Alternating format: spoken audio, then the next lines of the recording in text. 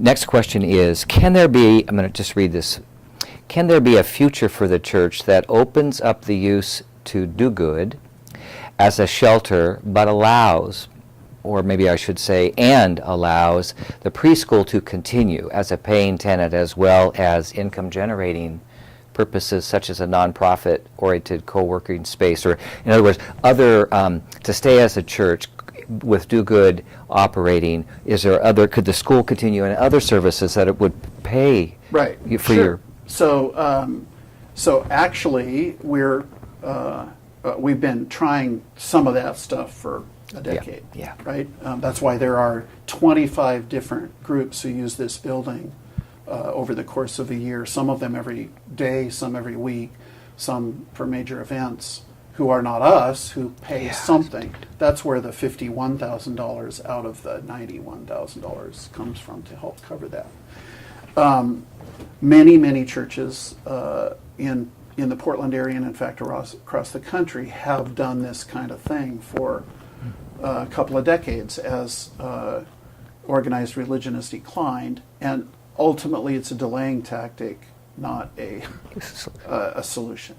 And we've come to the end of that being a solution. So, yes, we've looked at ways to monetize it. We're not even done looking at ways to monetize our space here and stay. Believe me, the 70 households and 120 people who are left here would love to stay in their sanctuary. Yeah, we would love them to stay as well. Yeah, wouldn't that be great? We joke about lotteries, which is not a Methodist thing to do. Can the do good and the preschool stay in the building? The answer is they've been in the building together for 2 years. Absolutely, we have managed that reality. But what isn't working is the church being responsible for the whole building. So right now, the way it's working, neither the preschool nor do good is enough of a economic support for this current relationship to continue. It has been borne by the church, and the church can't anymore. Okay. By the way, the preschool's been here for 40 years. It was started by this church, and like very often happens with adjunct ministries, if they work, they become their own thing, and it did, and they have. Yeah, So, yeah, it's really. Major part of So, I mean, we would love for that to happen, but we're coming to the point where we will not be deciding those things. So you're not in this alone. Follow up to this question. Yeah.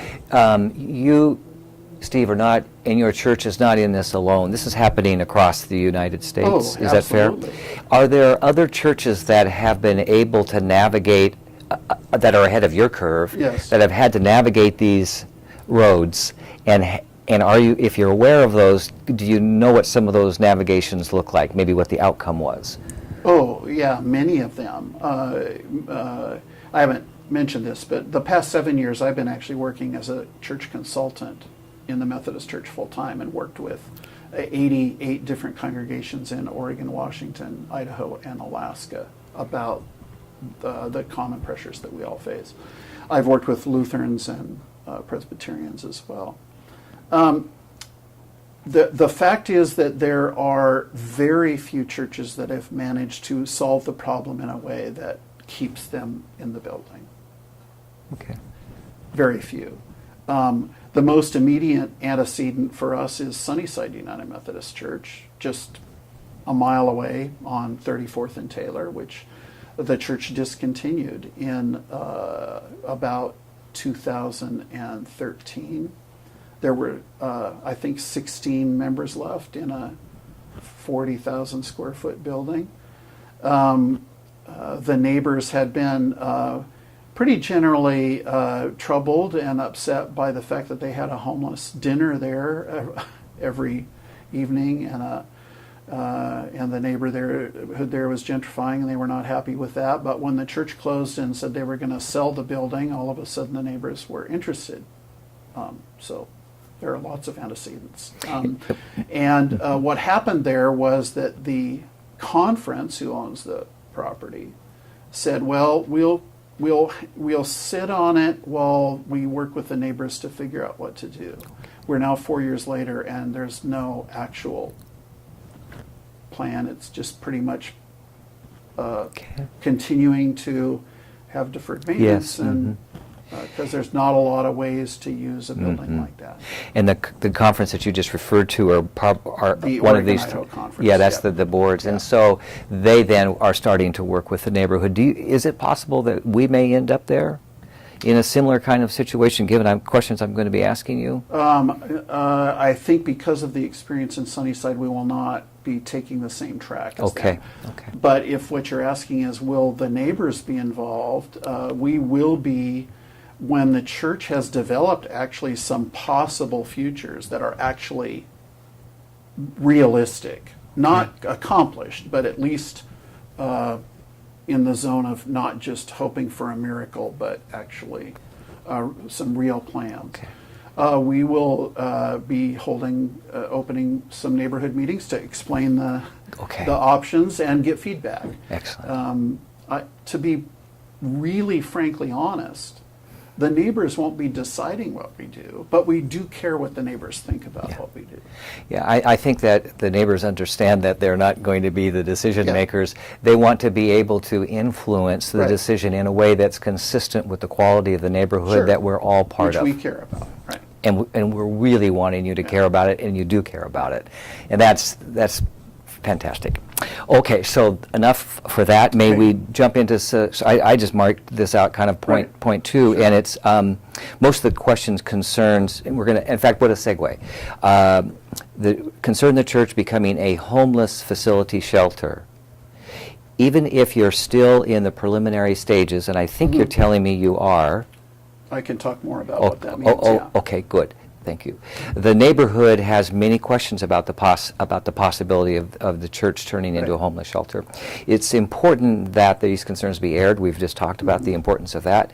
So what follows are going to be some questions.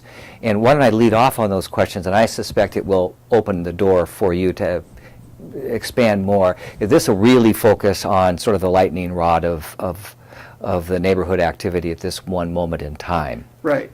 So before you start asking a lot of those, though, let me just try and sort of explain where the answers will be coming from. Sure. The church will not be turning the building into a homeless shelter. That does not mean there won't be a homeless shelter. It means if there is, it won't be ours. So a lot of the questions that I have received in a variety of ways about how a homeless shelter would work, or how would we don't have any answer to that, because we're not doing homeless shelter, right? If the building here ends up with a homeless shelter in it, we're back to that confusion people have between the church as a building and the church as an organization. If there's a homeless shelter here, it will not belong to the church. It will not be run by the church. It will be whatever it is, and it will be because they bought, or otherwise the organization that is running that obtains custody of the building from the church. And would the church be willing, kind of on that question, we haven't even asked the question yet, but just you and I talking, would the church be willing, would it be a priority of the church to say we really would like to lease something to the city, lease space to the city of Portland, who is looking for a homeless shelter, to put in this facility? You think the church would say that's a great idea, we want to be part of that solution? Or would the church say, well, I'm not so sure that fits this neighborhood? Is there other options? So I just want to ask that specifically, because I think whether the church does it or a separate facility does it, the outcome to us as neighbors is exactly the same. It is, but who's taking care of the answers to the questions is different. That's what I'm absolutely, but this question is only the... So, and you're asking me, how would the church feel about this facility becoming, or partly becoming, or negotiating full faith negotiations? Right. So I have a couple of different facets on that. But the first thing I would like to highlight, I already answered in full, which is the church has a mission And our primary concern is to be able to liberate ourselves for that mission, right? Which is a spiritual faith community development thing, right? Which means that we have to be able to dispose of responsibility for this facility as a whole. We can't keep being responsible for the whole facility. That means finding somebody who will be. So, so our main goal is not what happens in this facility, but what we do as a church when we are not responsible for this facility. That said, we care about a lot of other things. Like everybody else, there's the main goal, and then there's a lot of other stuff that matters to us. So first honest answer is, this is a Christian organization, and the needs of the dispossessed has been a primary ministry concern of churches for 2,000 years. We would certainly not consider homeless shelter to be a bad thing. And I understand that there are people in the neighborhood who have different primary goals. But it would be disingenuous if I said that that we would consider it a bad thing if a homeless shelter took over the church. Yeah. But we're not trying to make that happen. Okay. And in fact, we are hoping to develop at least 3 significant and different alternatives about what happens to the building. I do know, because Do Good has been here, and be $1,000 a year to operate this building. Right now, the church people's use of it is about 25% of the building's use. The other 75% of use is by other groups right now. Those other groups all together contribute about $50,000 to the cost of keeping up the building.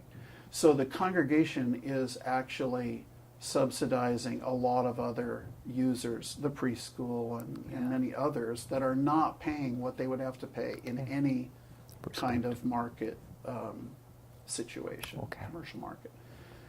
But all of us together can't keep the building up. Can't keep it up, given the model that currently exists. Yeah.